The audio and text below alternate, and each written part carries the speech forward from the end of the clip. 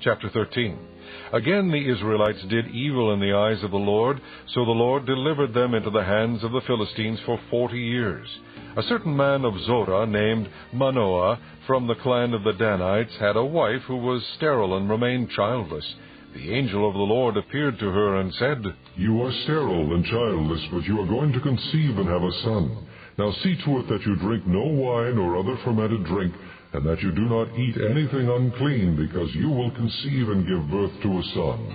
No razor may be used on his head, because the boy is to be a Nazirite, set apart to God from birth, and he will begin the deliverance of Israel from the hands of the Philistines."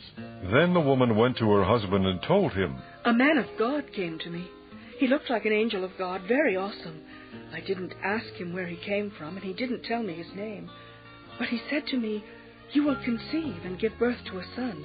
Now then, drink no wine or other fermented drink, and do not eat anything unclean, because the boy will be a Nazirite of God from birth until the day of his death.'" Then Manoah prayed to the Lord, "O Lord, I beg you, let the man of God you sent to us come again to teach us how to bring up the boy who is to be born." God heard Manoah, and the angel of God came again to the woman while she was out in the field, but her husband Manoah was not with her. The woman hurried to tell her husband, "He's here, the man who appeared to me the other day." Manoah got up and followed his wife. When he came to the man, he said, "Are you the one who talked to my wife?" "I am," he said. So Manoah asked him, "When your words are fulfilled, what is to be the rule for the boy's life and work?" The angel of the Lord answered, "Your wife must do all that I have told her. She must not eat anything that comes from the grapevine, nor drink any wine or other fermented drink, nor eat anything unclean. She must do everything I have commanded her." Manoah said to the angel of the Lord, "We would like you to stay until we prepare a young goat for you." The angel of the Lord replied, "Even though you detain me, I will not eat any of your food. But if you prepare a burnt offering, offer it to the Lord." Manoah did not realize that it was the angel of the Lord. Then Manoah inquired of the angel of the Lord, "What is your name, so that we may honor you when your word comes true?" He replied, "Why do you ask my name? It is beyond understanding." Then Manoah took a young goat together with the grain offering and sacrificed it on a rock to the Lord. And the Lord did an amazing thing while Manoah and his wife watched. As the flame blazed up from the altar toward heaven, the angel of the Lord ascended in the flame.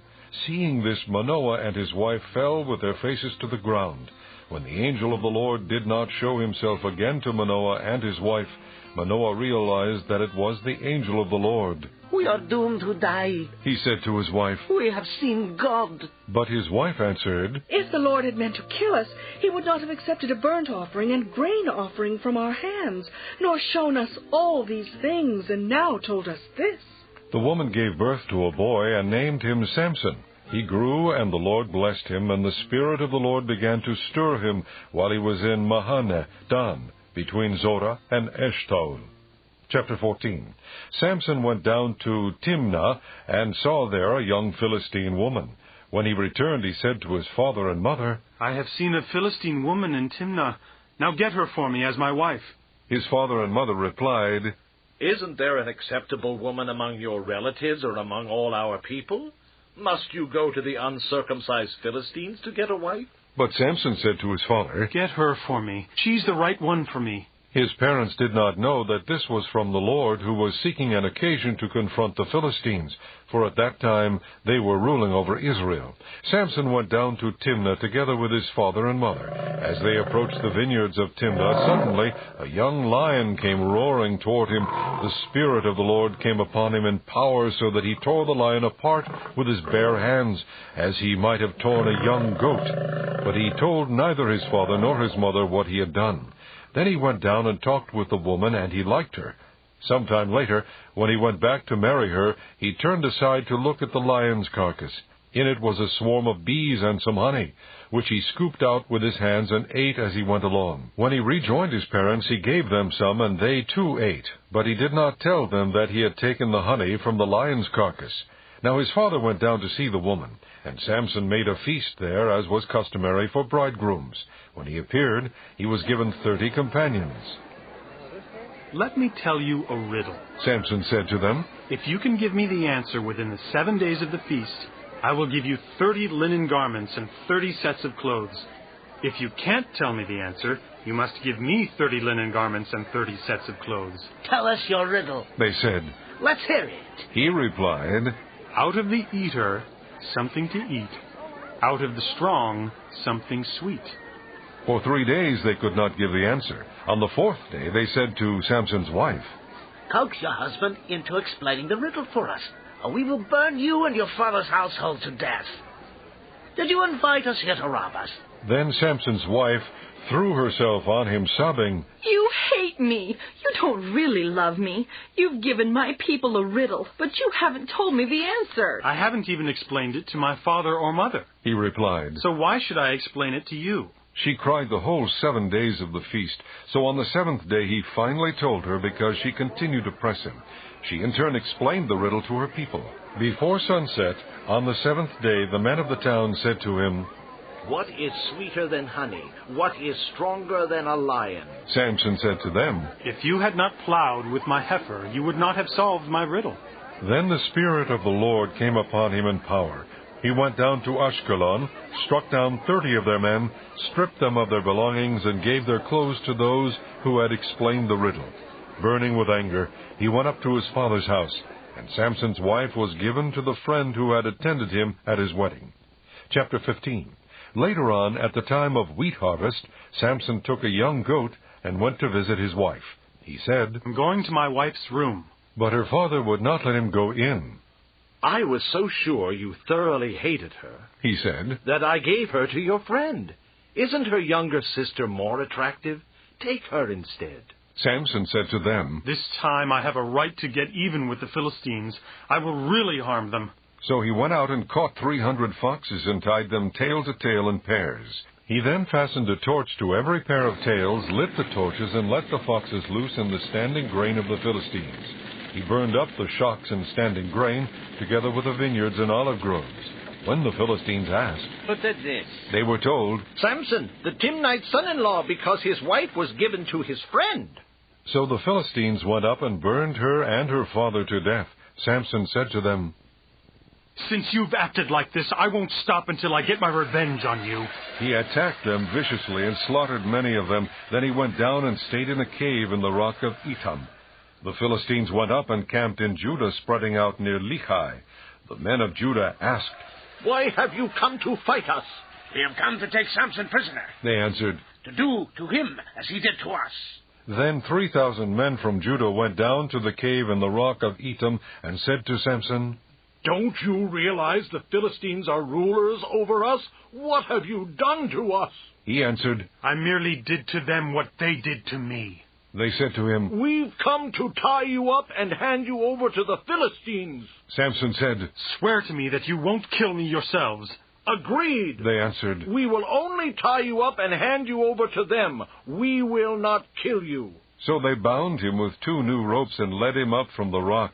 As he approached Levi, the Philistines came toward him, shouting. The Spirit of the Lord came upon him in power. The ropes on his arms became like charred flax, and the bindings dropped from his hands. Finding a fresh jawbone of a donkey, he grabbed it and struck down 1,000 men.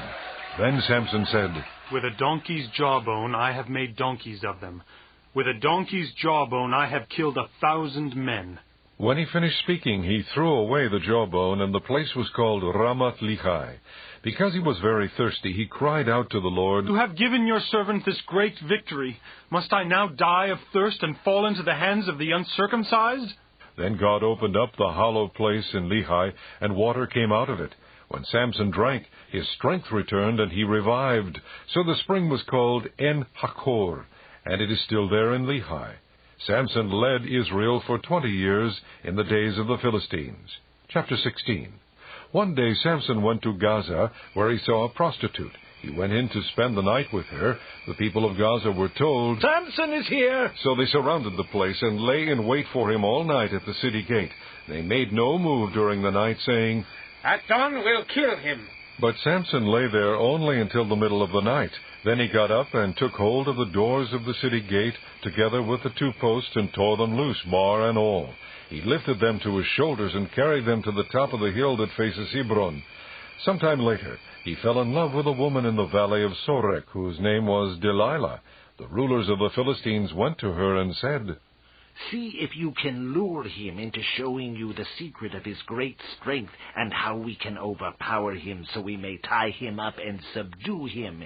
Each one of us will give you 1,100 shekels of silver. So Delilah said to Samson, Tell me the secret of your great strength, and how you can be tied up and subdued. Samson answered her, If anyone ties me with 7 fresh thongs that have not been dried, I'll become as weak as any other man. Then the rulers of the Philistines brought her 7 fresh thongs that had not been dried, and she tied him with them. With men hidden in the room, she called to him, Samson, the Philistines are upon you. But he snapped the thongs as easily as a piece of string snaps when it comes close to a flame. So the secret of his strength was not discovered. Then Delilah said to Samson, You have made a fool of me. You lied to me. Come now, tell me how you can be tied. He said, If anyone ties me securely with new ropes that have never been used, I'll become as weak as any other man. So Delilah took new ropes and tied him with them. Then, with men hidden in the room, she called to him, Samson, the Philistines are upon you. But he snapped the ropes off his arms as if they were threads. Delilah then said to Samson, Until now, you have been making a fool of me and lying to me. Tell me how you can be tied. He replied, If you weave the 7 braids of my head into the fabric on the loom and tighten it with the pin, I'll become as weak as any other man. So while he was sleeping, Delilah took the 7 braids of his head, wove them into the fabric, and tightened it with the pin. Again she called to him, Samson, the Philistines are upon you. He awoke from his sleep and pulled up the pin and the loom with the fabric. Then she said to him, How can you say I love you when you won't confide in me? This is the 3rd time you have made a fool of me and haven't told me the secret of your great strength. With such nagging she prodded him day after day until he was tired to death. So he told her everything. No razor has ever been used on my head, he said, because I have been a Nazirite set apart to God since birth. If my head were shaved, my strength would leave me, and I would become as weak as any other man. When Delilah saw that he had told her everything, she sent word to the rulers of the Philistines, Come back once more. He has told me everything. So the rulers of the Philistines returned with the silver in their hands. Having put him to sleep on her lap, she called a man to shave off the 7 braids of his hair, and so began to subdue him, and his strength left him. Then she called, Samson, the Philistines are upon you. He awoke from his sleep and thought, I'll go out as before and shake myself free. But he did not know that the Lord had left him. Then the Philistines seized him, gouged out his eyes, and took him down to Gaza. Binding him with bronze shackles, they set him to grinding in the prison, but the hair on his head began to grow again after it had been shaved. Now the rulers of the Philistines assembled to offer a great sacrifice to Dagon their god, and to celebrate, saying, Our God has delivered Samson our enemy into our hands. When the people saw him, they praised their God, saying, Our God has delivered our enemy into our hands. The one who laid waste our land and multiplied our slain. While they were in high spirits, they shouted, Bring out Samson to entertain us. So they called Samson out of the prison, and he performed for them. When they stood him among the pillars, Samson said to the servant who held his hand, Put me where I can feel the pillars that support the temple, so that I may lean against them. Now the temple was crowded with men and women. All the rulers of the Philistines were there, and on the roof were about 3,000 men and women watching Samson perform. Then Samson prayed to the Lord, Oh, sovereign Lord, remember me. Oh, God, please strengthen me just once more, and let me, with one blow, get revenge on the Philistines for my 2 eyes. Then Samson reached toward the 2 central pillars on which the temple stood.